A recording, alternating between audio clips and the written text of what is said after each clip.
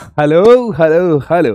तो हेलो बच्चों, स्वागत है आप सभी का एक बार फिर से फिजिक्स वाला के इस अमेजिंग से प्लेटफॉर्म पर, जहां पर मैं हूं आकाश। और हर बार की तरह इस बार मैं क्लास लेकर नहीं आया हूं। इस बार सिर्फ मैं आपसे 5-7 मिनट कुछ बातें करने आया हूं, और ये बातें बहुत इंपॉर्टेंट होने वाली है। ये बातें बहुत खुशखबरी भरी होने वाली है। ये बातें कुछ धमाल बवाल बवाल वाली होने वाली है।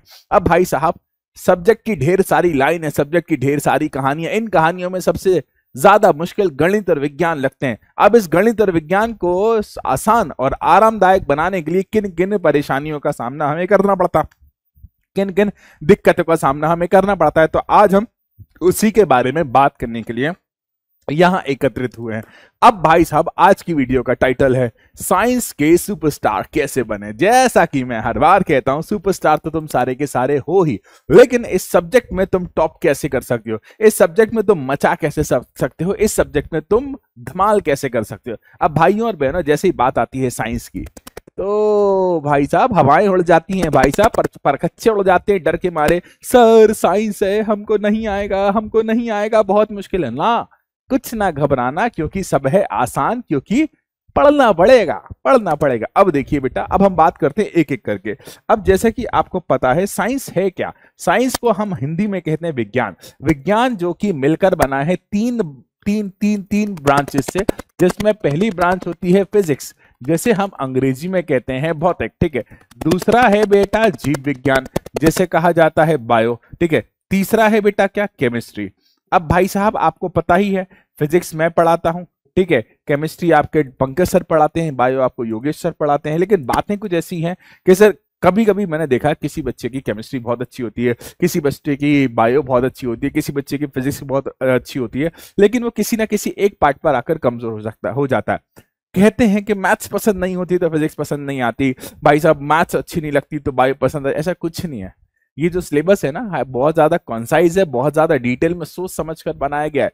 भाई साहब जब तक परेशानी नहीं होगी, जब तक आपको चीजें समझ नहीं आएंगी, तब तक आपको समझ आने का प्रयत्न करने का मन में प्रोत्साहन नहीं मिलेगा। आप पढ़ने तो बैठो, आप पढ़ने तो बैठो, क्या फिजिक्स, क्या बायो, क्या केमिस्ट्री, सब कुछ आसान लगेगा। अब फिजिक्स की शर्त कुछ ऐसी होती है, फिजिक्स पूरी तरह से बेस्ड होती है लॉजिक पर।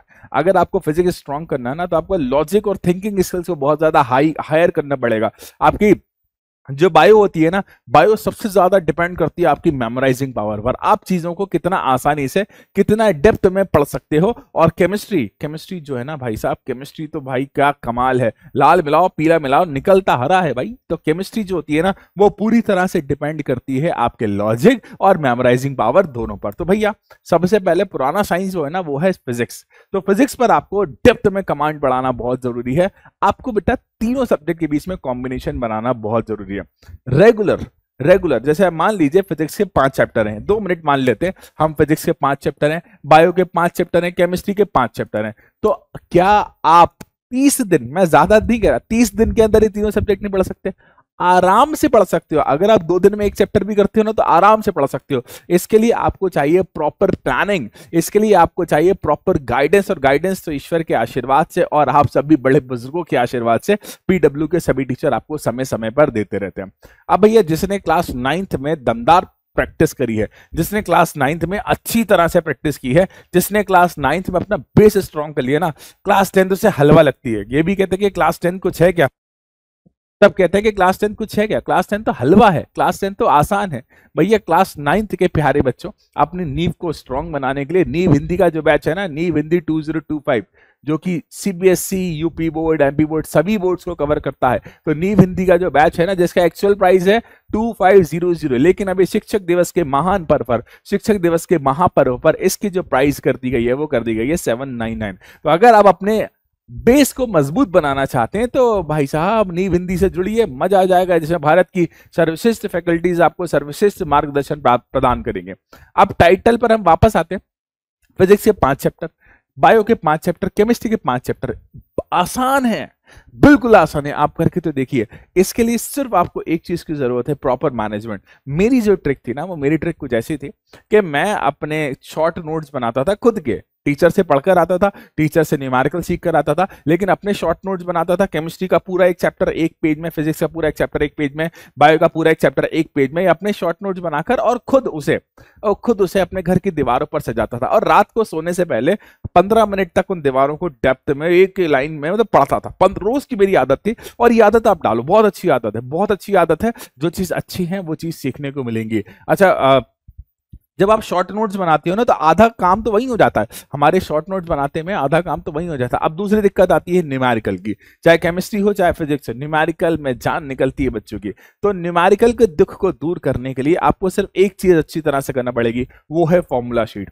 अब शॉर्ट नोट से तो अपना काम कर दिया, पूरा चैप्टर रिवाइज कर दिया, अब दूसरा फॉर्मूला शीट। आपको बिलीव दिलाऊं, 4 पेज से ज्यादा नहीं है, मैं 4 पेज भी ज्यादा कह रहा हूं, 4 पेज से भी ज्यादा नहीं लगेंगे, आप पूरी केमिस्ट्री फिजिक्स बायो के फॉर्मूला लिख डालोगे। तो 4 पेज मेमोराइज करना, या तुम 10th क्लास के बच्चे हो, 10th क्लास के बच्चों को आराम से 4 पेज मेमोराइज करना कोई बड़ी बात नहीं है।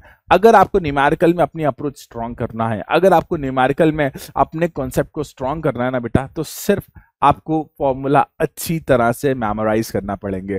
फॉर्मूला भाई साहब, डेरिवेशन तो हम करते ही हैं, लेकिन डेरिवेशन के अलावा जब हम फॉर्मूला को अप्लाई करते हैं तो क्वेश्चन में क्या गिवन होता है उसे निकालना, और क्वेश्चन में पूछा क्या है, उनके बीच रिलेशन ही तो कहलाता है फॉर्मूला। अब बात करते हैं क्लास 10th उड़ान हिंदी की।